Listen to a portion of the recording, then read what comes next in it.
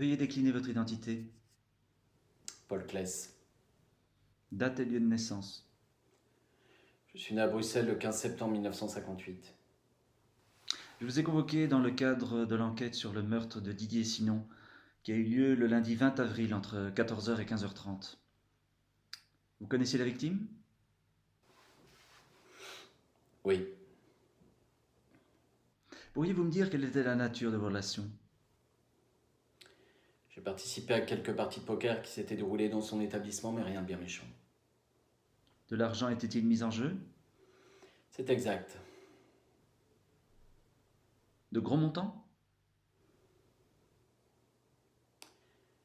J'ai été mis au courant que certains soirs, des grosses sommes d'argent avaient été jouées, mais c'est tout ce que je peux vous dire car je n'étais pas présent à ces parties. Est-ce que vous connaissiez les personnes qui avaient participé à ces parties de poker? C'était généralement les mêmes types du coin. Vous avez des noms à me donner? Si vous voulez, il y avait Philippe Morel,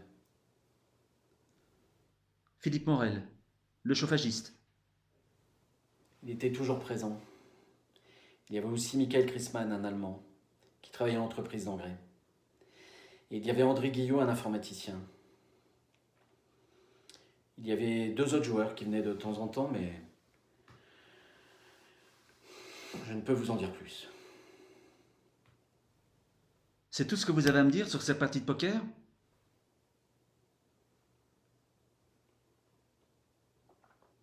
Non. Je vous ai dit que ça se passait dans une bonne ambiance.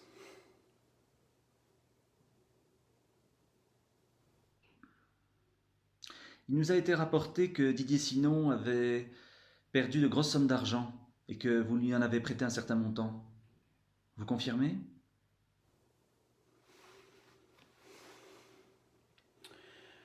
Je me doute que vous avez, avant de me convoquer, consulté mon casier judiciaire. Alors même si je ne suis pas fier de mon passé, je peux vous confirmer que tout ceci est derrière moi. Je suis rangé des affaires. Vous ne lui avez donc jamais prêté d'argent? Non. Et je vais vous dire une chose. Même si je lui avais prêté une somme d'argent, et je vous dis bien si j'avais, je n'avais aucun intérêt à commettre ce crime. Car un mort ne rembourse jamais sa créance. Puis j'ai un conseil à vous donner, intéressez-vous à l'informaticien. Je suis sûr qu'il entretenait une relation avec la femme de la victime.